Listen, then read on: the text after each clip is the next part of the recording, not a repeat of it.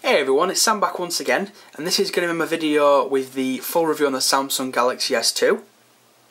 Basically it's going to be going down a specs overview of the phone, my overall impressions, and basically would I recommend this phone to anybody looking to upgrade or get a new contract. So first I'm just going to run down the specs of the phone itself. It's running a 1.2 Samsung GHz dual core processor with 1GB of RAM in board. It has also got 16GB of internal storage, which you can upgrade to with a 32GB micro SD card. So, you know, for those that want more storage, easily done. Stick it in the back of the phone, job's done. You get a 2 megapixel camera on the front of the phone, and on the back it's got an 8 megapixel camera, which is capable of shooting 1080p at 30 frames a second. The screen is 4.3 inch in size, and the resolution is 480 by 800. It has got a Super AMOLED Plus display, which is Samsung's own display, and I'm pretty sure you will agree, it looks fantastic on camera. Off camera it looks even better. I do recommend you going down to your local phone shop just to see how this phone looks.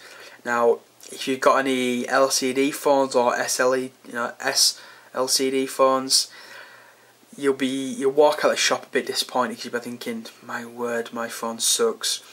That's not not to say other phones aren't good, they are, but this screen, it just completely beats anything.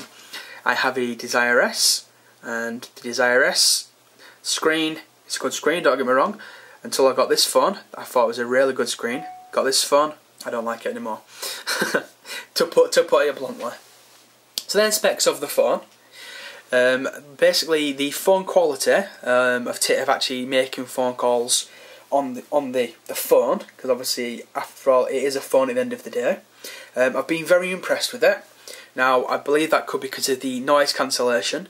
It has a microphone at the top and a microphone at the bottom, which I've been very impressed with. I did 19 calls so far.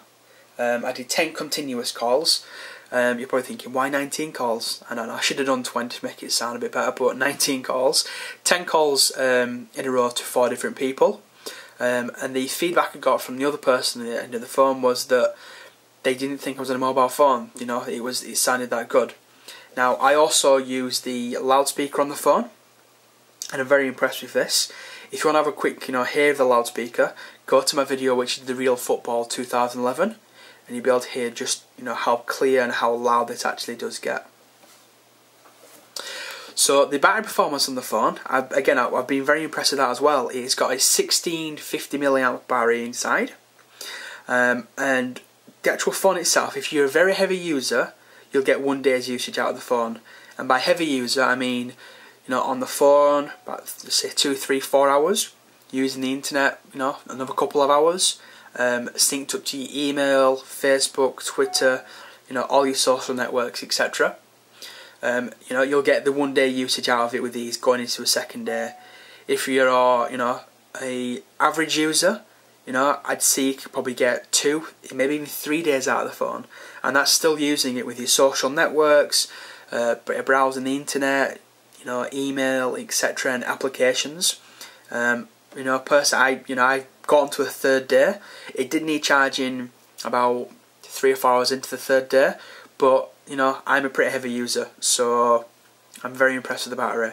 To say it's got such a large display and what it's packing under the hood, it's very, very impressive to say the least. Now, what I'm going to show you is a quick look at the browser, just to show you the Flash implementation of how slick it actually is. So I've got my YouTube channel up there. And what I'll do first of all is run the video. I'll turn the volume up so you can hear the actual loudspeaker. Not going to do a big in-depth on this one, just a really quick one. It's one I personally like, and it's the IM application. And you can probably hear there, it's very, very clear. And what I'm going to show you is just the implementation of pinch to zoom within the phone with Flash running, a proper Flash video. So we'll see if we can have a look for us, and there we go.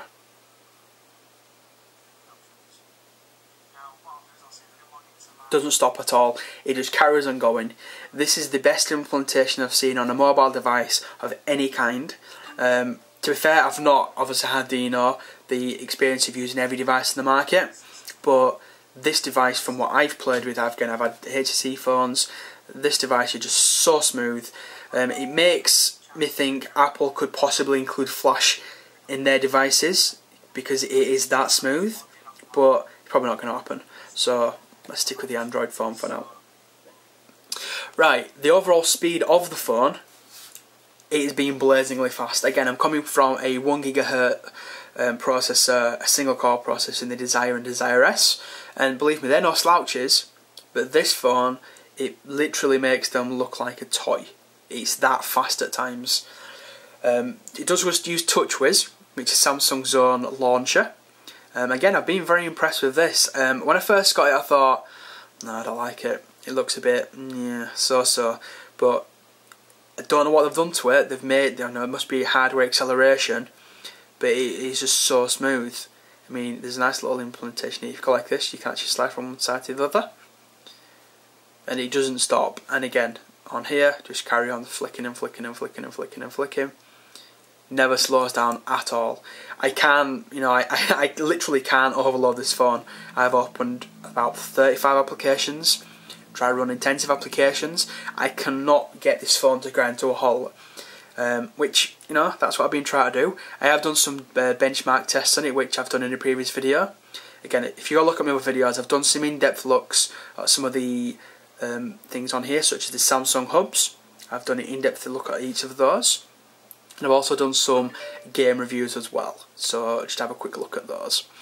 And basically, out of everything, what impresses me about the phone, number one, the speed.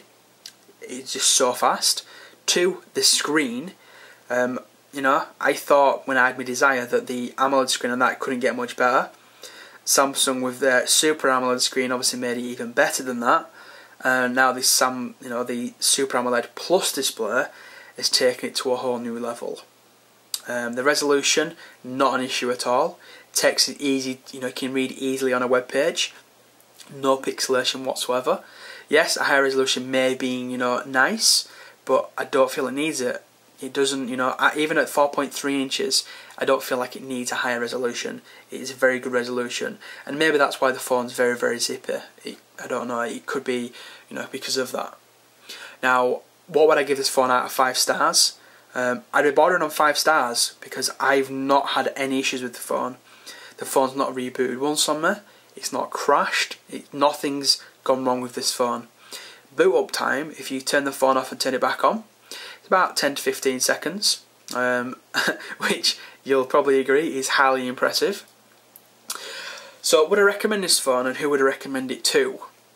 Anybody that wants a fast phone that can do pretty much anything you throw at it, has a wealth of applications through the Android market. You want a phone that's fast, that can do anything you want, then go for this phone.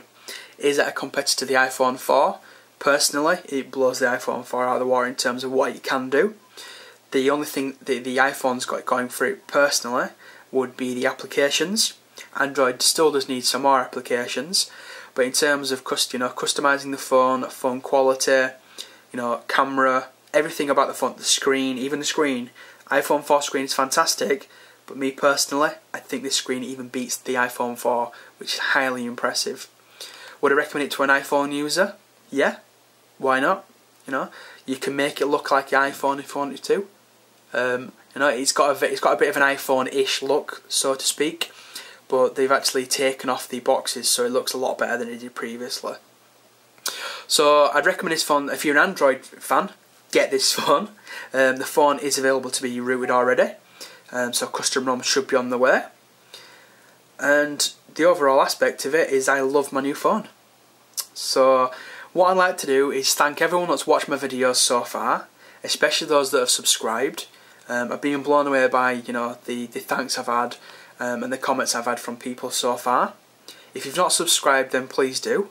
It doesn't cost anything, it's free, as I like to say. Free things are always good.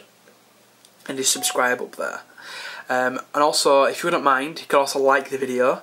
I want to try and get my videos out to as many people as possible, just to show you that to show them that there are other phones on the market you know, apart from the iPhone. And I'm not happily, you know, I don't hate Apple. I love Apple. As I say, I'm working on an iMac. Got myself an iPad 2. It's just that as a mobile device for a phone, I wanted something that could do more than the iPhone can. Now, I'm going to be doing comparisons against this versus the Desire, and also against the iPad 2, because that's the closest we've got to an iPhone 5. Obviously the iPhone 5 will be a bit different, but it's the only thing I could possibly compete up against at the moment. So thanks for watching, keep watching, and I shall speak to you in my next video.